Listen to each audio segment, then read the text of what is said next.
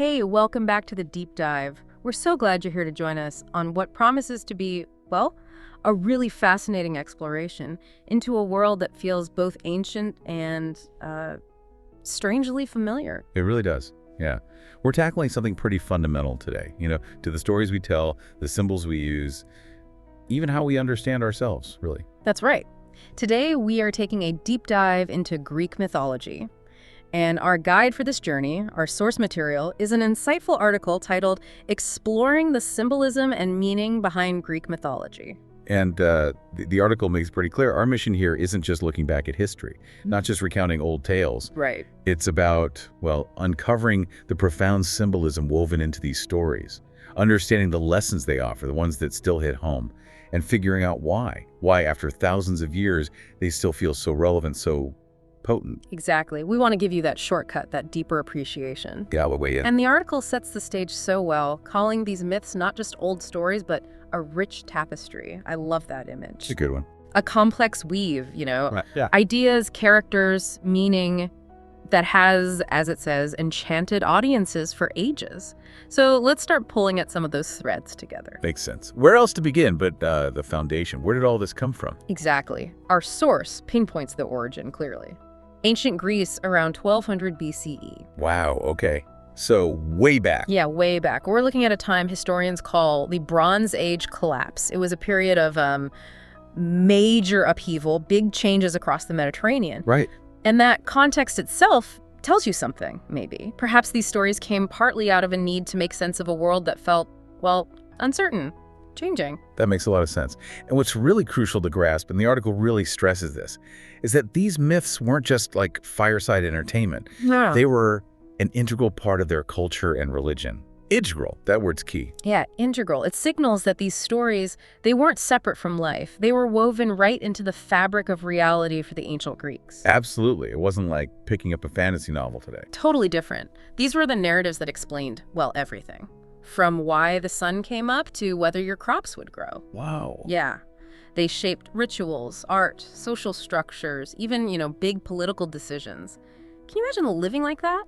Where, rustling leaves might literally be a god whispering? Or getting sick was maybe divine anger. Exactly. It completely shapes your worldview, doesn't it? It creates a world just saturated with meaning, where everything that happens, natural disaster, personal success, whatever, it has a potential divine connection behind it. So you'd have this constant relationship maybe with the divine realm. Yeah, one of respect, maybe trying to appease them, maybe even bargaining a bit, all guided by these mythic narratives. Okay, so given how deeply embedded they were, what did the ancient Greeks actually use these myths for? What was their main purpose, according to the article? Well, the source lays out three main reasons. First, they used them to explain natural phenomena. Right. Before science as we know it, how do you explain a massive thunderstorm? Or the tides? Or, why the stars move across the sky? You tell a story. Yeah. Instead of atmospheric pressure, you've got Zeus up on Olympus chucking lightning bolts when he's mad. Or Poseidon stirring up the sea. It makes nature sort of personal, relatable, even if it's terrifying sometimes. It gives a narrative shape to the chaos, Precisely. And that narrative approach, it allows for interaction, doesn't it? Yeah. If a storm is Zeus being angry, maybe you can do something to calm him down. Offer sacrifice or something. Maybe, yeah. Or if the harvest fails, perhaps Demeter is grieving or someone offended her. It shifts understanding from just observation to relationship. Yeah. Agency. Okay, that's explaining nature. What was the second purpose? The second was to explain human behavior. Why do people fall crazily in love or feel that intense jealousy or act heroically or give in to temptation? Human psychology. It's messy. Super messy. And the myths provided this huge dramatic stage for exploring all of it. The gods themselves, right? Yeah. They had immense power, but they were often shown with very human flaws. Oh, definitely. Lust, anger, envy, pride. All of it. So watching Hera's jealousy or Aphrodite's schemes, it gave insights into those behaviors. It provided archetypes, I guess, and cautionary tales about the best and worst parts of us. That makes sense. If even the gods struggle with this stuff, it kind of normalizes it for humans, maybe. Wow. While also suggesting perhaps the divine power behind things like love or anger. Exactly. And the third purpose, it was to explain the origins of the world. The big questions, where did we come from? Why is everything the way it is? Every culture needs that origin story, right? A narrative to give a sense of place and time and purpose. The Greek myths provided these really elaborate cosmogonies, stories about how everything from, the first void to mountains, rivers, people, how it all came to be, often through these chaotic divine struggles and births. Chaos seems pretty central sometimes. It does. And underpinning all of this, the article mentions this core belief.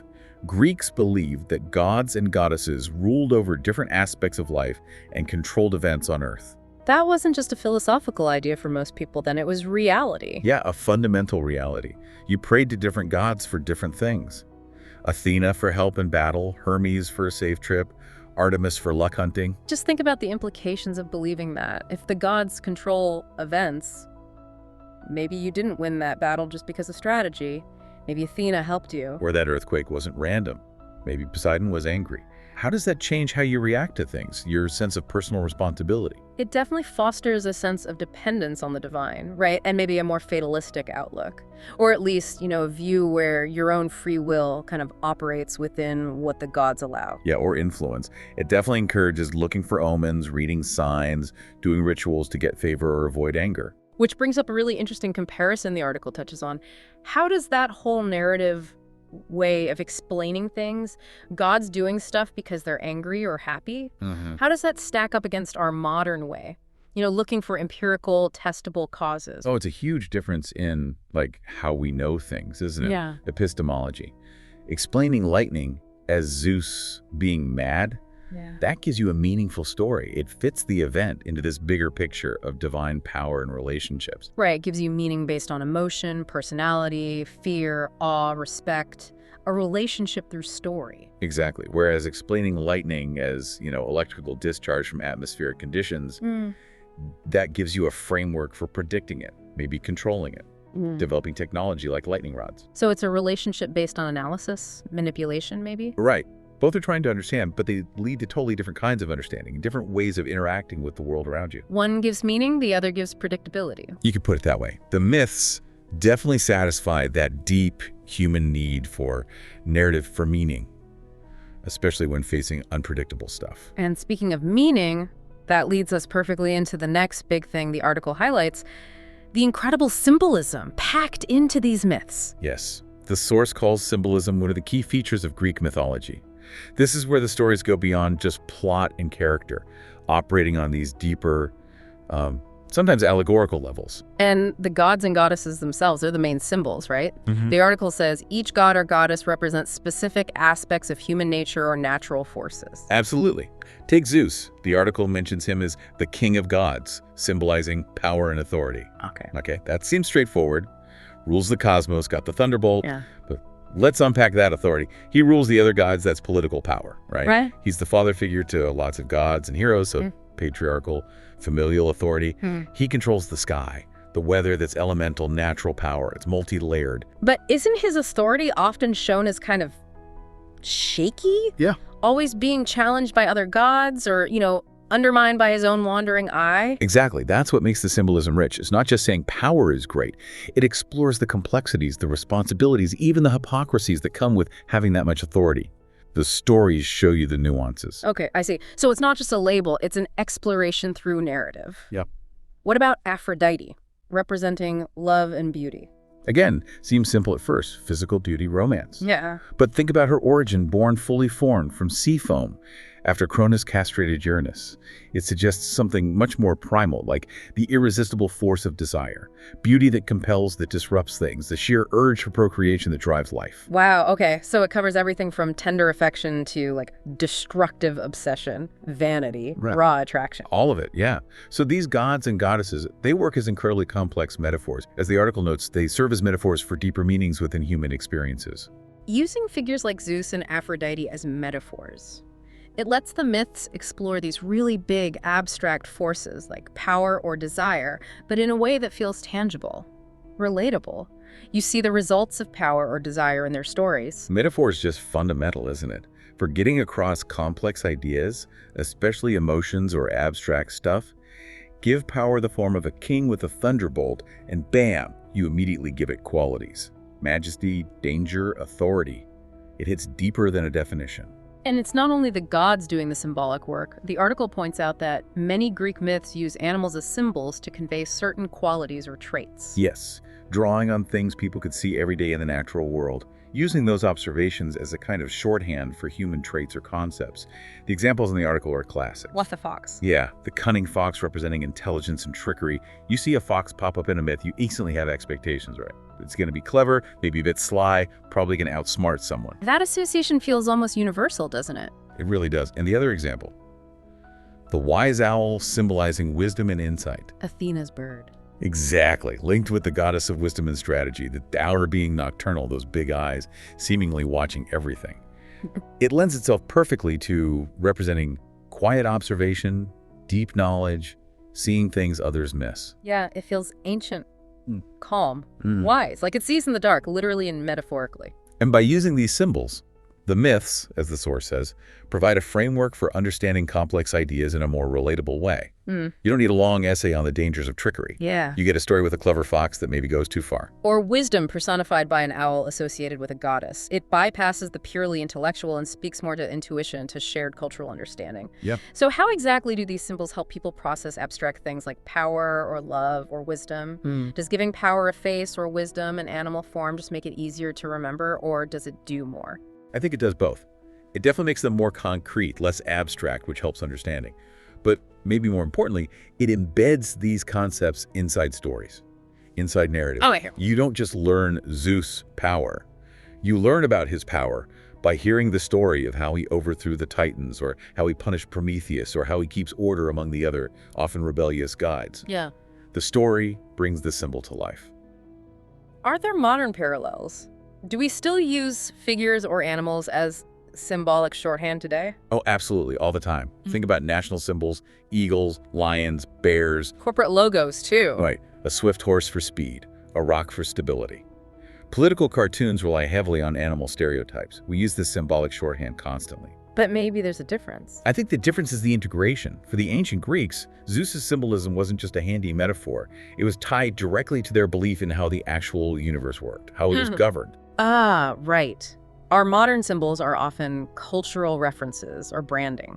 Powerful, sure, but they don't usually carry that same weight of fundamental religious truth about existence. Exactly, that's a key distinction. Their symbols were part of their reality map.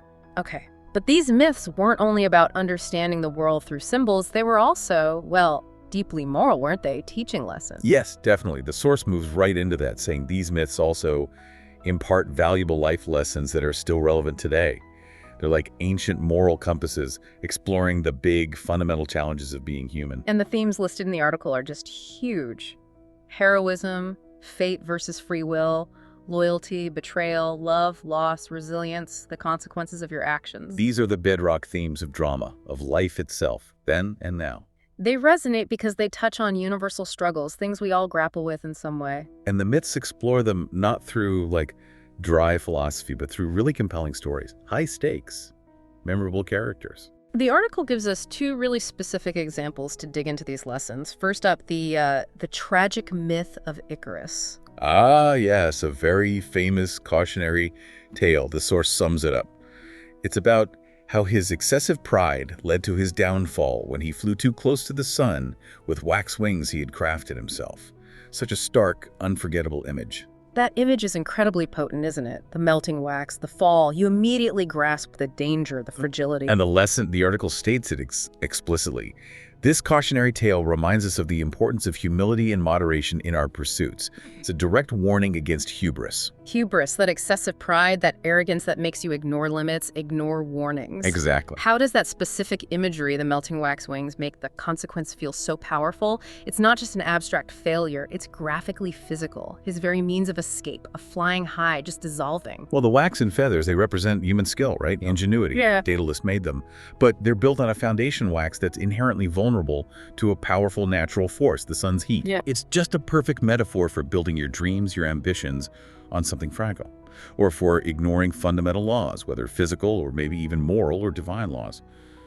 The fall isn't just a punishment. It's the literal disintegration of the artificial support that let him defy gravity in the first place. And it's directly caused by his failure to moderate, by flying too high. It makes the abstract idea of overreaching into this visceral, unforgettable picture of collapse. And why is hubris such a recurring theme, not just in Greek myths, but everywhere? It pops up all over the place. Because it's maybe the most tempting and the most dangerous human flaw. We're driven by ambition, right? We want to achieve things, break barriers, escape limitations. Hubris is like the dark side of ambition. Ambition without wisdom. Yeah. Ambition without wisdom or humility or just respect for boundaries, whether they're natural limits or social ones or divine ones in their worldview.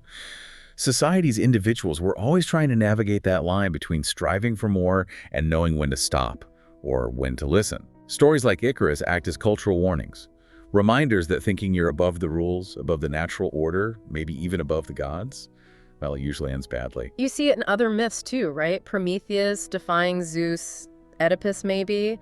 His pride plays a role in his fate. Definitely. It's a fundamental human challenge. And where do we see the need for that humility, that moderation today in modern life? It feels incredibly relevant, maybe even more so now with, technology moving so fast, global issues. Oh, absolutely. Think about, say, the 2008 financial crisis, often described as a result of excessive risk-taking, overconfidence in financial models. A kind of collective hubris, maybe. Good example. Or think about developing new technologies without fully considering the ethical consequences or the environmental impact. Unchecked ambition. Think about political leaders whose arrogance seems to blind them to facts or advice, even just in our own lives, right? Personal relationships. Pride can stop us from apologizing, from learning, from growing. True. The Icarus myth, boiled down, is about ignoring good advice and fundamental limits because you want to soar higher than is really sustainable or wise. That challenge hasn't gone away. It really hasn't. Okay, let's move to the second example the article gives us, the story of Persephone. Persephone. This is such a deeply resonant myth, especially for understanding cycles. The source describes her story as being abducted by Hades and forced to spend part of the year in the underworld. And this is the myth used to explain the seasons, isn't it? Her time down below with Hades is winter, when the earth is barren. Her return to her mother, Demeter, brings spring and summer life. Exactly that. And the lessons drawn from it, as the article points out, are really rich, really layered. It teaches us about the cycle of life and death, which is mirrored perfectly in that yearly rhythm of nature dormancy, then rebirth. But it's about more than just the seasons, right? The article mentions it highlights the power of transformation and resilience. Yes. Persephone is dragged into this terrifying alien world. She undergoes this massive change from a young maiden, a Kare, to the queen of the underworld. Yet she finds a way to exist, to bridge both worlds. She adapts. She adapts, she endures. And crucially, the source adds, the story reminds us that even in times of darkness, there is always hope for renewal and growth. It offers this narrative counterpoint to despair, saying that even the deepest, darkest descent can be followed by a return to light, to life. How exactly does the cycle of seasons connect so directly to Persephone's story and those big themes, life, death, renewal? Well, the myth is the story behind the seasons for the ancient Greeks. When Persephone's down there, Demeter, the grain goddess, grieves. And because she grieves, the earth becomes cold, barren. That's winter. Okay. Demeter's grief causes winter. In the myth, yes. And when Persephone comes back up, Demeter rejoices and the earth explodes with life again, spring, summer. So the myth doesn't just parallel the seasons. It explains them through this very human drama of loss, separation, grief, and then reunion and joy. It gives a personal, emotional narrative to this huge natural cycle, which probably helped people process the death of winter because the story itself guarantees that spring will return. That makes sense. And what about transformation and resilience? What forms do they take here, and how might that relate to our own hard times? For Persephone, the transformation is huge. From an innocent girl picking flowers to the formidable queen of the dead, she has to adapt to a terrifying new reality, a new role. Her resilience isn't just about, surviving the underworld. It's about finding a way to actually rule there alongside Hades while still maintaining her connection to the world above, to her mother, to life. So it's about enduring those unavoidable winter periods in life. Loss, hardship, big changes. Exactly, and finding strength within that darkness and then emerging. Maybe changed? Yeah, probably changed. But able to live fully again, to connect again. It speaks to that inner strength needed to navigate trauma, transition, difficult times. How does a story like this offer a framework for processing loss, or maybe just difficult transitions in general? Well, first, it normalizes the experience of descent, of going into darkness, feeling separated. It suggests that these periods, however painful they are, can be part of a larger cycle, maybe even a necessary one. And then it offers this profound reassurance. Darkness isn't final. Return is possible. Renewal can happen. It gives meaning to suffering, maybe, by placing it within a narrative arc that ultimately moves back towards light and life. If you're grieving or facing a huge life upheaval or just enduring a really hard time, this myth provides this powerful archetypal pattern that says, yes, this descent is real, it hurts, but it doesn't have to be the end. Spring can follow winter. These lessons are just so potent because they're wrapped up in these incredibly vivid, dramatic stories. They really are. Which brings us nicely to the final point the article makes. The incredible, enduring influence of Greek mythology. It really is remarkable, isn't it, how these stories from thousands of years ago are still just everywhere. The source notes that Greek mythology continues to have a profound influence on modern culture, literature, art, and even marketing. Even marketing, which seems a bit strange at first, maybe. But when you think about It makes total sense. yeah, the article explains many brands incorporate Greek mythological figures into their logos or brand names to evoke certain qualities associated with these gods and goddesses. Oh, totally. Like using Nike, the goddess of victory, for a sports brand. Instantly, you think winning, speed, success. Right. Or maybe calling, I don't know, a delivery service Hermes, the swift messenger god. Or naming an energy bar Atlas. The Titan holding up the sky evokes strength, endurance. It works because it taps into that pre-existing symbolism, the stuff we were talking about earlier, that deep cultural memory. Exactly. You don't have to spend millions explaining what Nike or Atlas is meant to convey. Millennia of storytelling have already done that work for you. It's like a communication shortcut, instantly lending the brand those ancient associations. It's super effective. And you see that same power in its influence on media and art. The article mentions countless books, movies, plays, and TV shows draw inspiration from Greek myths.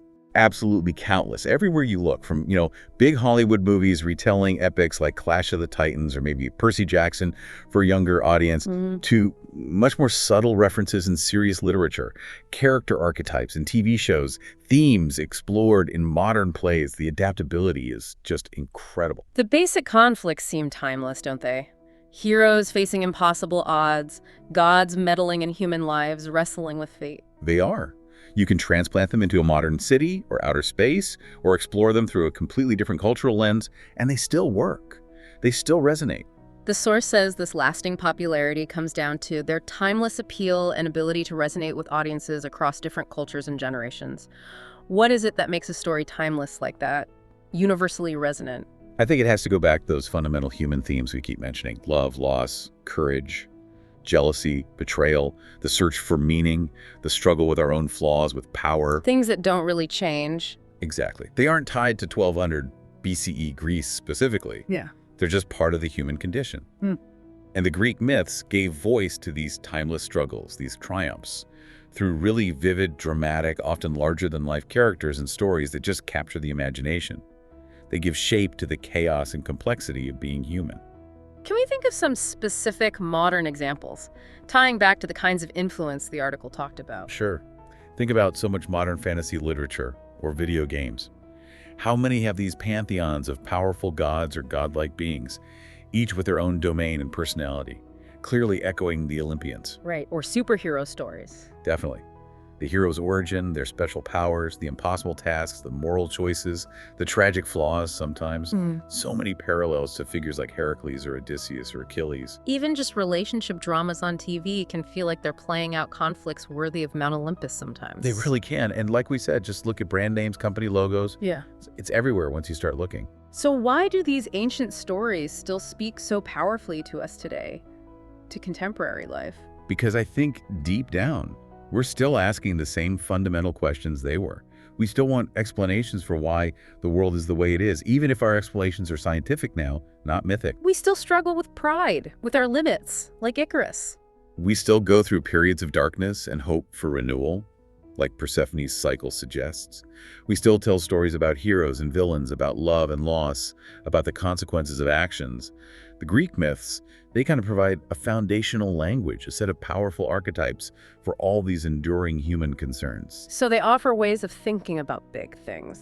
Destiny, responsibility, the forces inside and outside us that shape our lives. Exactly. They help us understand ourselves by showing us versions of ourselves and the forces acting on us, reflected in these incredibly old, incredibly powerful narratives. Wow, we've certainly covered a lot of ground today. We really have. It's a huge topic. Yeah. We started way back rooting these myths in ancient Greece, around 1200 BCE, seeing them as absolutely integral to culture, to religion, serving these crucial purposes, explaining the world, human behavior, origins, all based on that belief in powerful gods controlling things. Then we really dove into the symbolism, didn't we? How gods like Zeus and Aphrodite, and even animals like the fox and the owl, they work as these complex metaphors, making big abstract ideas relatable, adding layers of meaning. And we saw how the stories themselves carry these powerful, timeless lessons. We looked at Icarus, the warning against hubris, the need for moderation. And Persephone teaching us about cycles, life and death, transformation, resilience, and that hope for renewal, even after darkness. And finally, we tracked their undeniable influence right up to today. How these ancient stories keep shaping our literature, our art, even the language of advertising and branding, proving just how resonant and timeless they really are. Yeah, the article's conclusion really hits the nail on the head, I think. Greek mythology is far beyond being mere ancient tales. It holds deep symbolism and meaning that can still teach us valuable lessons today. It's not just history, it's living heritage. Absolutely. And by exploring all these angles, the origins, the symbols, the lessons, the influence, we really do, as the article suggests, gain a deeper appreciation for these captivating stories. They feel even richer now. They are living artifacts in a way. Artifacts of human experience, human imagination that keep offering insights, keep fueling our own stories. Well, thank you for joining us on this deep dive into the world of Greek mythology. My pleasure. It's always fascinating territory. It really is. And as you, our listener, think about these ancient narratives, how they provided frameworks for understanding life, how they symbolized human experiences, how they offered warnings. Maybe take a moment to consider this. Think about the stories we tell today, in our books, our movies, on social media, even just in conversations with friends. What wisdom, what warnings, what insights might those stories be offering to future generations about our time? What are the myths we're creating right now?